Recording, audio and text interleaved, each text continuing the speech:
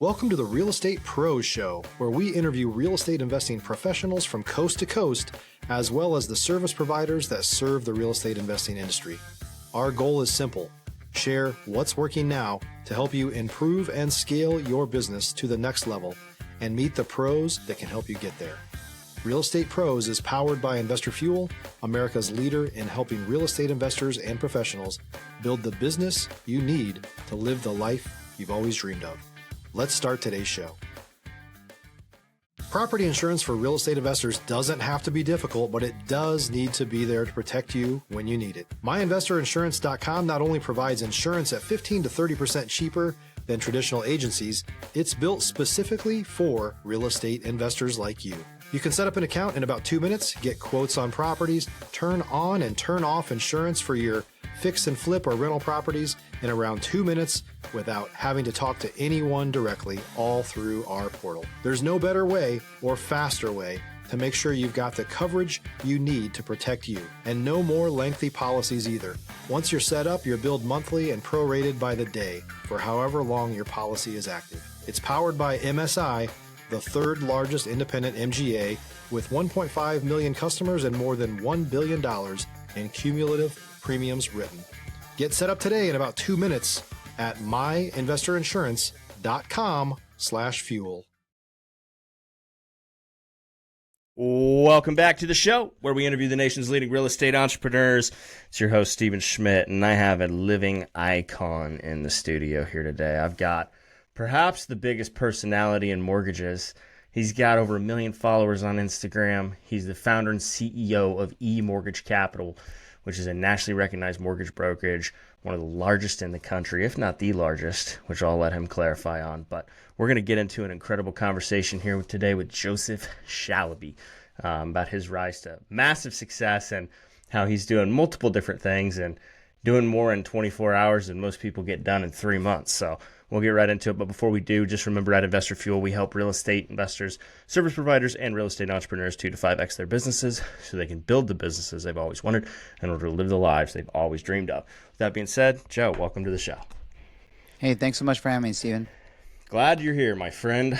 Glad we somehow got you through the grapevine to come on the show. And so I know we're going to have a really great conversation today. I had a little bit of chance to chat before we hopped on here, but can you give us a little bit of background? I mean, you don't go from 0 to 100 overnight, and obviously you've got a colorful background and a colorful story. Can you tell us how you got started into doing what you're doing, how you became CEO, business owner, entrepreneur, investor, personality, and how you got to where you're at today?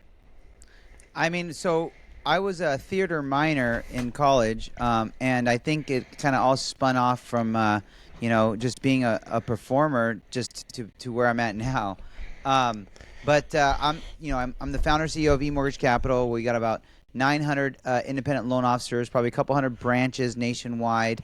And I started in the mortgage industry fresh out of college, and it kind of happened as a result of a friend of mine who introduced me to the space and basically told me that I was going to chase academia.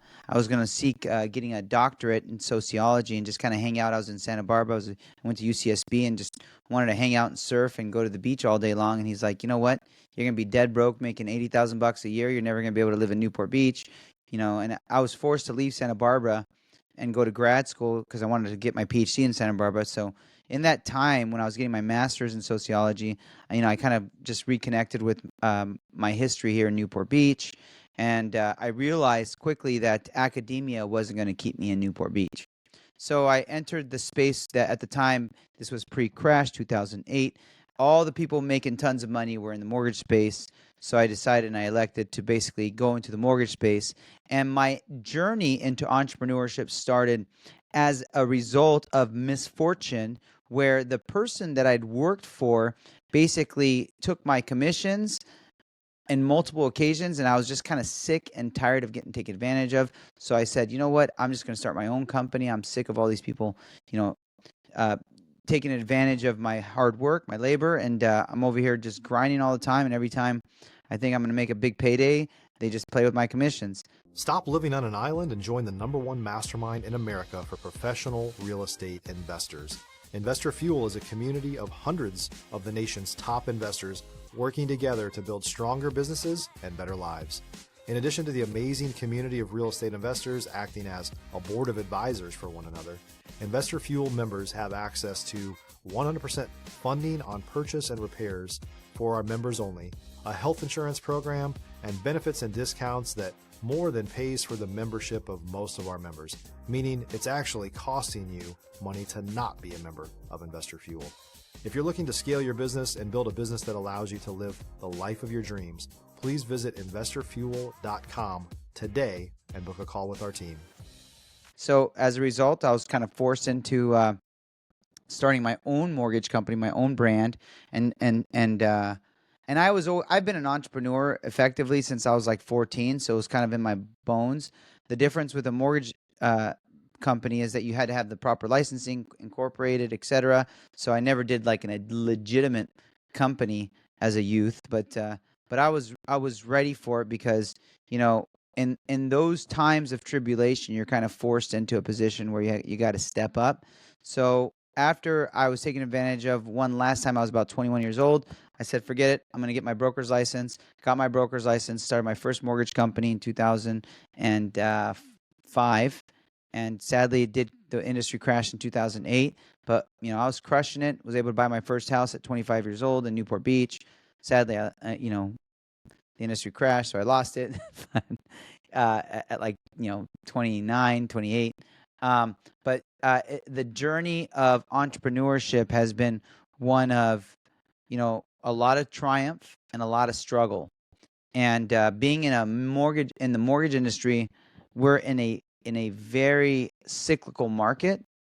And as a result of my struggles in the past, I realized I have no mortgages now. I'm like, I own every one of my properties cash, so I don't have to worry about foreclosure or interest rate volatility or anything like that. And I position myself like that way by design because as a third world immigrant, coming from poverty, you never want to be in a position where you're going to face that again.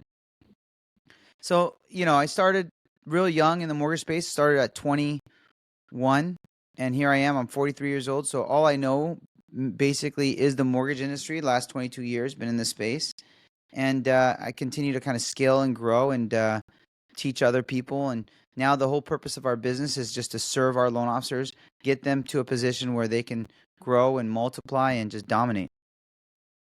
What was the difference, do you think, between you and so many other loan officers in '08 when that happened? I mean, it sounds like you lost tons, and yet so many others just completely quit the business, got into a different field, new career, whatever. What made you decide to stick with it? Well, I stayed in the mortgage space after the crash, but I pivoted from lending to loss mitigation, which was effectively foreclosure defense. And it taught me a whole nother side of the business. It taught me, how much risk there is with mortgages, and opened my eyes up to, the real detriment that America faced as a result of the mortgage crisis of '08. I mean, we were the reason for the great collapse, the mortgage industry.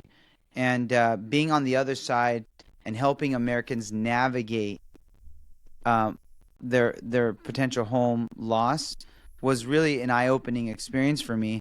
And I came back to the mortgage industry. I mean, on the lending side, I came back 10 times stronger because I'd seen so much adversity. If you're looking for consistent, high-quality leads, look no further than Investor Machine. Investor Machine isn't just another agency. It's the most sophisticated, data-driven lead generation company on the planet for real estate investors, and serves the role of being not just a lead generator for your business, but a marketing partner that is helping you achieve your goals along the way. Go to investormachine.com to learn more and schedule a call with our team today.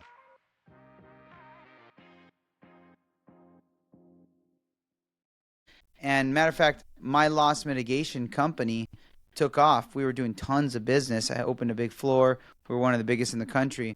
So that's when I started. At that time, I really never went through a true crash because I was able to start a whole new business outside of the 6 month window where I went through my own mortgage collapse with my business. Then I was able to position and start a whole new company, and that exploded.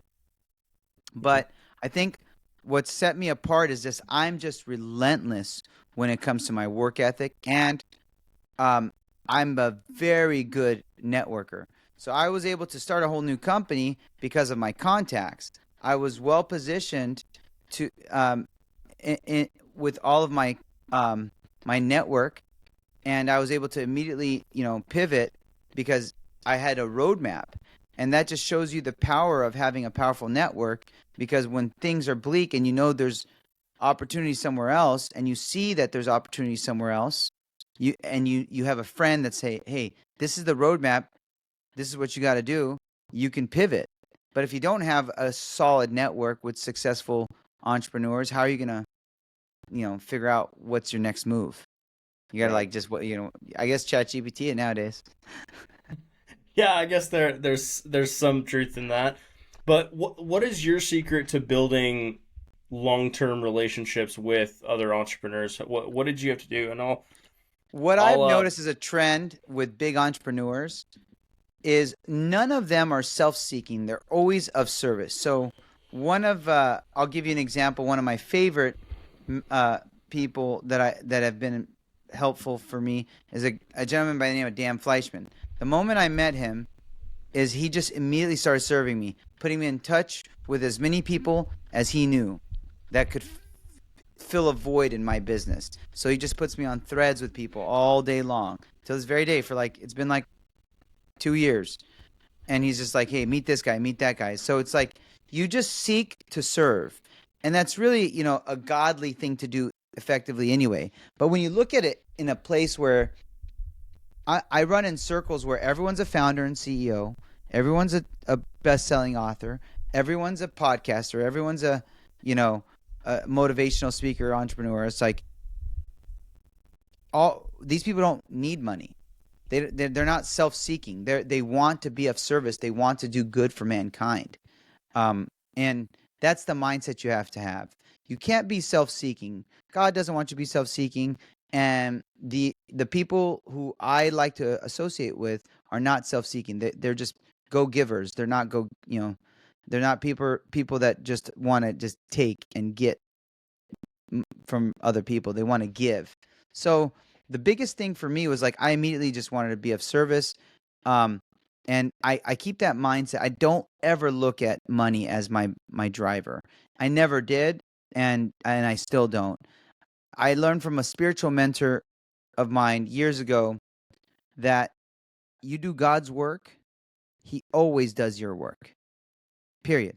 Like just do God's work first, and then he'll do your work. And I live that mentality in everything I do. I'm just like, hey, I'm just going to wake up, do God's work today. Whatever happens, happens. Like I'm going to be faced with a bunch of adversity. I'm going to be faced with a bunch of struggles, but I'm here just to serve. I'm here to lift up other people. I'm here to connect other people. I'm here to preach God's word. And whatever happens from there, happens from there. And guess what? God always does my work. He allows me to continue to grow, multiply, thrive, and just crush everything I'm doing. what was the biggest risk you took early on?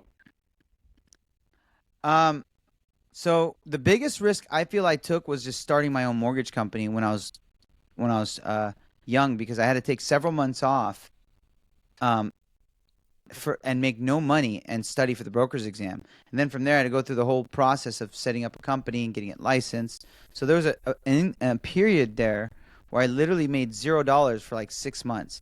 And I'm talking here I am, of what I felt was like a distinguished man at 20, I don't know, I was in my early 20s, and I was making no money living at my parents' house. This really was a big swing. I could have continued on just kind of positioning myself to just kind of get by and not live with my parents. But I'm like, you know what, I'm going to go all in. I studied really, really hard, passed the exam first time, and just went all in on starting my own mortgage company. If you're a new or newer real estate investor looking to launch or grow your real estate investing business, please check out Investor Fuel Club. It's a coaching community, but unlike anything you've ever seen before. And you can actually partner with members of our mastermind from coast to coast on deals right in your market. There's no better opportunity to build a consistent business than to literally partner with pros to help you avoid costly mistakes, avoid the need for capital to do deals, and help you eliminate your fears as you're starting your business. Learn more about Investor Fuel Club at investorfuel.com/club. And that was a big risk for me because, I was broke. I had zero money. I was like living like a teenager again. At what point did you start making the content and what you do a big priority in your business? At what stage did you start doing that? I became a social media influencer, not by design. Actually, I can't attribute it to a need other than basketball. And let me tell you the story. Okay. Our number one basketball player I was a CEO of a big company and we were killing it. We've done billions and billions, but I didn't become a social media influencer because I wanted to be a social media influencer. I became a social media influencer because our number one player on our basketball team was the number one mortgage influencer at the time. In 2024, he was the number one mortgage influencer, period. And he was on our basketball team. He happened to be very good. Like, I'm talking like he carried our team. He would drop 30 points a game. He took us, like, I'm on a men's league, right? And basketball, like, come on, you're in your 40s, you're playing basketball. Like, come on, how serious could it be? It means a lot to me. I mean, everyone on the team is pretty serious about it. Like, this is like, we go, we like it, we practice, we're serious. It's like, but our number one player left us and went to my competitor. And he's like, and I offered him the moon. And he still didn't take the moon. So he left us, went to our competitor, said, I'm not going to, take your offer, which was smoking. I'm going to go to your competitor, which was a derivative of you anyways. So our competitor came from us. They happen to be just, almost as big as us now. And it upset me so bad. It stung so bad that I said, you know what? I can't beat you at basketball, but I'm going to destroy you on social media. So from there, I'm like, I hired people to kind of help me go viral, figure out my content strategy. Because I was like, I'm 40 years old. How do you go 40? How do you go viral over 40? Like, that's tough. So I had a friend, thank God, at the time, and these are kids I'm taking instruction with, who introduced me to another guy named the Viral Genius. And that's all he does. He just basically helps companies go viral. And he just basically gave me all these ideas to start implementing on my social media strategy. But they made me get out of my comfort zone. And it allowed me to tap into the talent that I had in college, which was improv. I was an improv performer. So it allowed me to basically go back to my roots as an improvisational actor. And I was like, cool, I'm a trained improv actor anyway. Like, I could do this, like, if this guy were to go to tell any of my competitors, any other CEO to do the stuff he wants, because you can't just go viral doing normal stuff. Like, you can't just like get in front of a screen and talk mortgage. You can't get in front of a screen and just do a relatable content piece. You got to do something extreme. You got to do stuff that basically makes people stop on your content and stop scrolling. So I was able to create content that drove millions of people to my page and encouraged them to follow me. So I was 42 years old. It's only been a year and a half. I started really pushing content. Started my podcast and my viral content strategy, my growth strategy a year and a half ago. And I went from 0 followers to 1.35 million followers in a year and a half, all organic, no paid people. Only people I paid were the people who gave me the strategies and helped me. Like, the only people I pay are video editors and directors, right? So everything else is like, it's all me. And it's like, it takes guts to do what I do, because what I do is crazy. I mean, like, it's crazy. I'm an entertainer. Like, I just face, that is the facts. Like, I'm not, if you watch my content, nothing is about mortgage. Nothing is like, you would think you would have no clue what I do for a living unless you read my bio. But I am purely an entertainer. And you will watch my content. You will love it if you follow me. I can guarantee you'll laugh. You'll be shocked. It'll take you to a whole, like, you won't believe what you're watching. I do things like I created a whole new content bucket it's pretty crazy. But I basically go up to people on the beach. I'll walk up to beautiful girls or cool looking people, and feed them a tarantula, dehydrated, for $100. So out of pocket. I love it. Like for $100, like or something, like. But yeah, you'll watch my content, and there's I feed people. And by the way, in my defense, a dehydrated tarantula, it is boiled, so the poison's out, and it is dehydrated. So they're actually considered delicacies somewhere in the world. I bought them on Amazon, so can't be that bad. I just get my Amazon tarantulas and go feed them to people on the beach. That's great. Oh my god. Yeah, go feed them to. What do you think is the real secret behind? Obviously, you've got a great case study with what you've done with your content.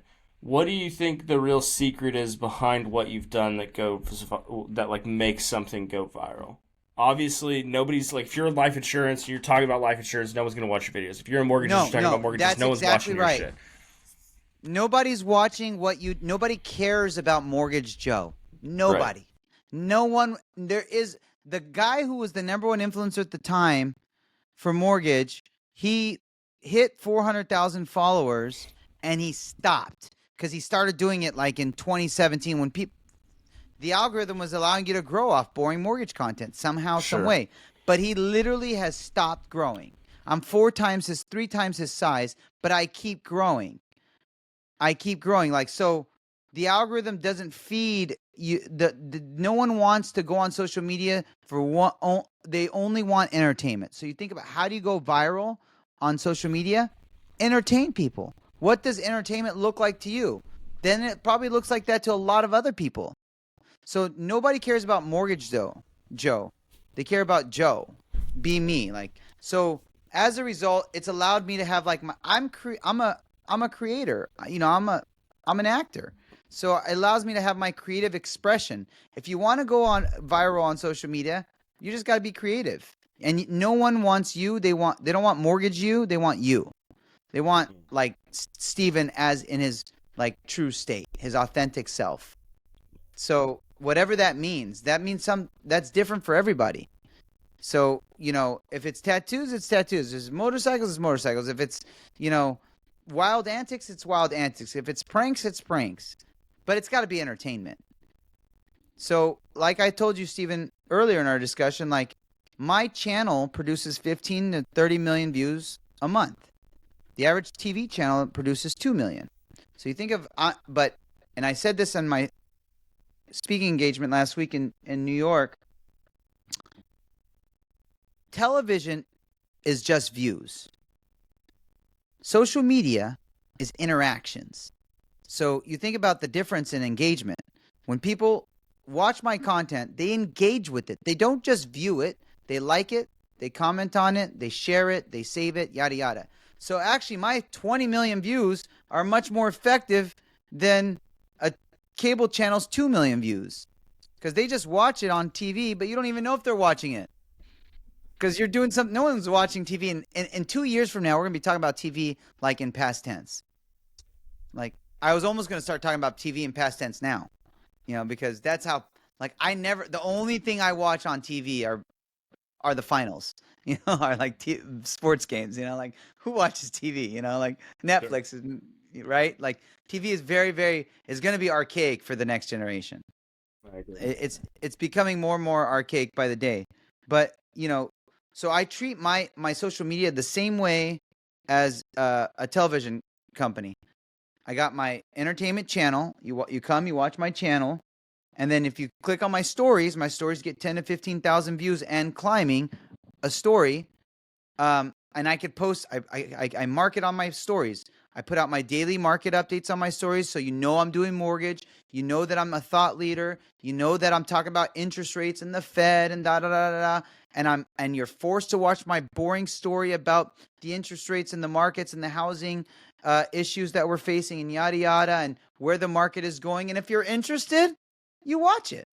And if you're not interested, you swipe past it. Like I don't want to force you to watch a boring reel. Like if you want to know about, if you're an active buyer, watch my stories. If you want to know about economics, follow me.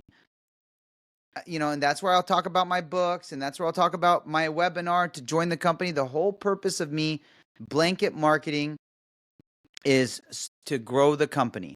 So I get millions of eyeballs, consumers that are working with other loan officers at the mortgage company follow me. So, I'm branding. I have massive brand authority. Our company has millions of followers as well. So we're always just pumping content specific for, like on our stories, specific for, our target demographic. And then the rest, we entertain. And I did this presentation again. The biggest 2025 trend on social media right now is companies have pivoted from whatever they do, whatever they're selling, to entertainment. That is the biggest trend for any company right now in 2025. And that's something I started in 2024. And the other biggest trend in 2025 is the CEO or president is the face of the brand. So if you're a founder CEO listening to this podcast and you're not out there entertaining and you're not the face of your brand, you think like you're going to hire a social media department to do it, I'm going to eat your lunch.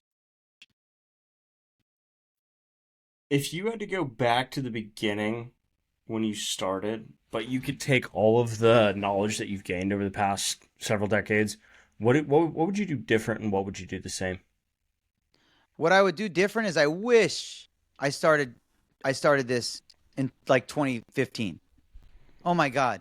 If I started social media and growing on social media in 2015, because I tried social media in 2018, 2019, and I'd be like, oh, the Federal Reserve, boring mortgage. And I threw in the towel all the time. Because I'm like, this isn't working. Nobody's listening. Nobody's watching. No, and it was discouraging. Okay, wait a couple months, try again. Same thing. Nobody's listening. Nobody's watching. And it's like disheartening. And it didn't dawn on me until this kid tells me that's not what people are on social media for. Like, people are there for entertainment, for release. Like, then I'm like, well, you don't get it until you get out of your comfort zone. So 2 things. 1, I would have started sooner. I would have started building a personal brand sooner. I started building my personal brand a year and a half ago. I'm the biggest personal brand in the mortgage industry globally now. I would have started sooner. I would have been like Grant Cardone. I would have been like Gary Vee. But no, I had to start late. So I'm a latecomer to this game. And I would have just been uncomfortable. I should have got more uncomfortable sooner. Like, you got to get uncomfortable, because if you're comfortable, you're not winning. So I didn't get uncomfortable until I was forced because of basketball, because I was upset that our number 1 player left us. And why did that moment matter so much? It's like, if I had not played basketball and on the team, I would have never started. And now personal brand is so important that if you don't have a personal brand in the mortgage industry or the real estate industry, you're going to be extinct in 2 years. Because I just did a talk on this. There's something now. It's new. It's called AI indexing. And it's the new SEO. Now, if ChatGPT doesn't know who you are, you're done. ChatGPT could write a better 3-sentence bio than any writer I can hire on me. It could write a novel about me because I have so much content out there. Now, AI indexes everything now. It's the new SEO. And if you cannot be identified by ChatGPT and your competitor can, guess what? They're going with your competition. You're not going to win, because people are now going to ChatGPT and AI for all their decisions. Like every decision now will be ran through ChatGPT. Like, why wouldn't you get ChatGPT's opinion? It's free and it's more effective than your opinion. And it's happening now in so many businesses. Like, hey, ChatGPT, like, should I work with this guy or should I work with that guy? No, definitely work with that guy because he's got a brand. We know him. I could find him all over. He's done this. This is his bio. Like this other guy, who the hell is this guy? You know, like, no, we don't know him. Well, he's offering me a better rate. Nope. No validity there. Right. Yeah, 100%. What's out of all the podcasts you've done, Joe, and everything, what's a question that no one's ever asked you that you want to answer? My closing question. And what's that? For my podcast. When you're in front of the pearly gates, what's God going to tell you? I ask that question on every podcast. And then that is my closing question.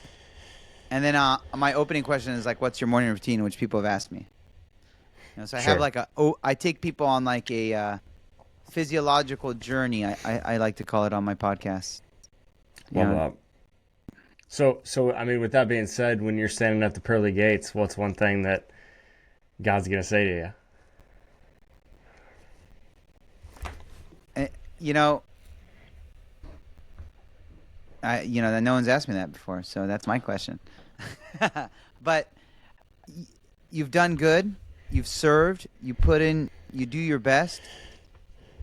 You try to do my work all the time. You fail frequently, but you get back up. You keep falling, and you keep getting back up. And I appreciate that. You have relentless drive to keep serving me. So I'm gonna give you a pass. I'm gonna let you in.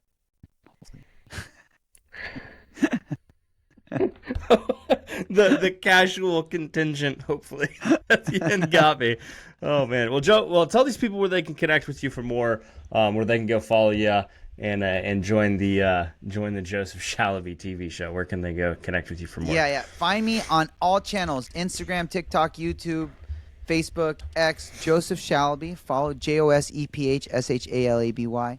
Buy my book, Rising from the Sand. It's a story of struggle. It's a story of triumph. It's a story of leadership, adversity, sales. Basically, I threw the kitchen sink at everything I've done, and the success. And it's an immigrant story from dirt poor. I'm from a third world. I'm from the poorest part of a third world. I'm from the third world of the third world. I'm from a sixth world. So.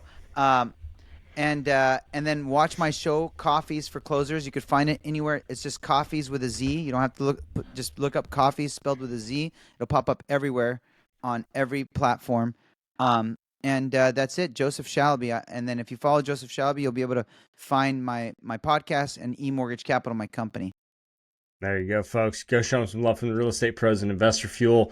Appreciate you being here, Joe. And we'll see thanks, you guys Steven. in the next Thanks for episode. having me. Thanks for joining us for today's Real Estate Pros Show. You can learn more about the amazing benefits of the Investor Fuel Mastermind community, including surrounding yourself with hundreds of other rock stars, 100% financing for your deals, and members-only discounts from vendors you're likely already using that, as a member of Investor Fuel, will save you more than the cost of your membership. Visit investorfuel.com to learn more. If you're interested in joining us as a guest of this show, please visit investorfuel.com/pros to apply. You can also check the show notes for access to free resources, how to get access to world-class lead generation, and much more. Don't forget to subscribe so you never miss another episode. Have a great day. We'll see you on the next show.